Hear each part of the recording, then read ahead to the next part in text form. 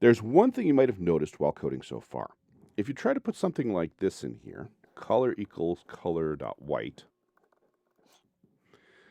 you get a bunch of errors and your code breaks and you get a real mess that's happening on the code here. Let's learn what the correct way of making assignments are so you don't end up with a mess like this. So there's two ways you create values from other values. One is a function and the other is a computed property. We're going to focus on functions in this video. Functions declare an identifier, some parameters, and the type of these parameters. Functions might either do something or return a value, and sometimes both. If returning a value, the type of the return value is part of the declaration. A code block follows what the code the function will do. If returning a value, then a return statement with a value will end the code block. So let's go into our code and try some simple examples. So first of all, I'm going to delete this error line here because it's causing all kinds of trouble. And then I'm going to go up to the top here, and I'm going to add in a function. And we start that with func, and then we give it an identifier. I'm going to use pizza size here. And then if I have parameters, I'm going to put them in a parentheses. If I don't have parameters, I still have to put the parentheses, but I just leave them blank. I'm going to put in here size, and I have to declare the type. So in this case, it'll be double.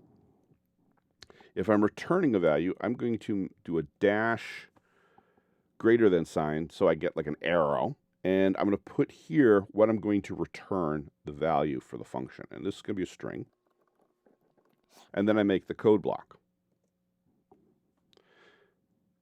You'll see it's giving you an error about missing a return. I said that there's a string here, and it's looking for a string. So I'm going to type in return, and then I'll type in a string. And we're just going to make something really simple here. I'm just going to say size is the size. And that's your basic function. Now I'm going to go into my code here and use it like any other function. In this case, what I'll do is I'll go down here to just above image, and I'll put some text in. And I can use pizza size. You can see it shows up on my autocomplete here. And it just asks me for a size for pizza, and let's go with 18. And you can already see it showed up there. I'm just going to make it a little bigger, and we'll use large title so we can see it nicely. Okay, so now we can see that we have a nice size 18.0 pizza, and I can change my size here. Let's make it, I don't know, 14, and it's working. There's one more important part of return that you should know. You can use more than one of them, and when you do, execution stops at that point, returning to the value.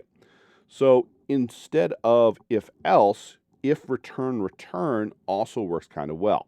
So I'm going to give this a try, show you what I'm talking about here. So I'm going to change my function, and we're going to start here. I'm going to change this return to just be small.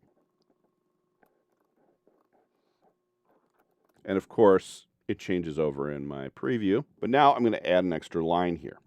If size is greater than or equal to 25, return extra large. You see nothing changes, of course, because we're not at 25. If I change this to, let's say, 30 in my text, I get an extra large. If I change it back down to 14, I get a small.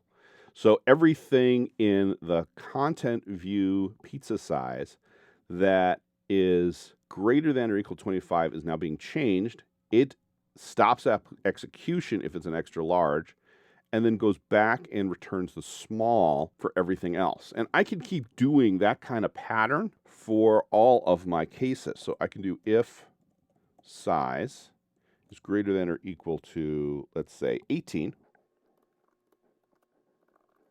I could return a large.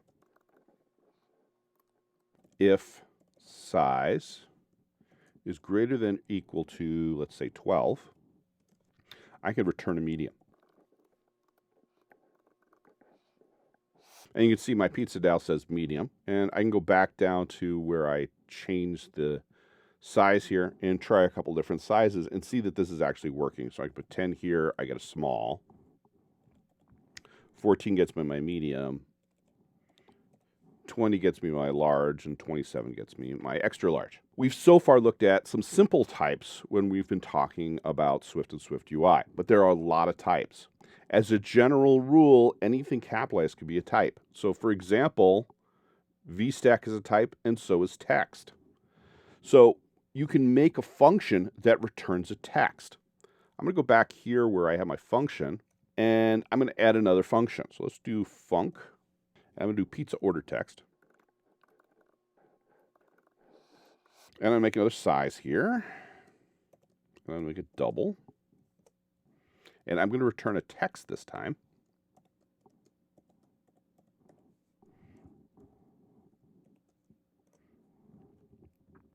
And now I'm going to do something interesting. Notice it says missing return.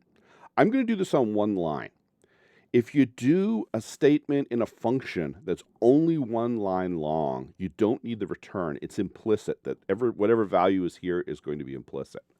So I'm going to just put in text here without my return, and then I'm going to put in pizza size, which I have defined up above. And its size will be size plus pizza.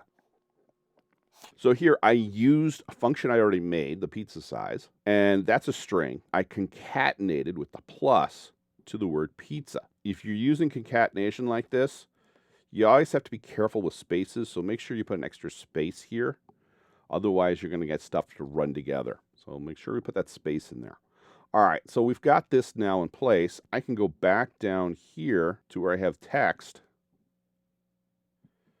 I'm going to delete all that. And I'm going to change this to pizza order text, and we'll make it 27. And that now does what I want it to do, and it makes the text whatever size I want. So we can change this back down to 13, or let's say 17. And if you look on the preview, you'll see medium pizza. Now I want to point out one more thing here. The top of our code, it says struct. Struct is one way of organizing a collection of variables and functions together to make a type. In these collections, we refer to functions as methods and the variables as properties. Methods and properties are within the scope of the struct and cannot be used outside the struct. In our next lesson, we'll dive deeper into structs and its counterpart, classes, to explain the difference of how you can make your own types and why you would want to.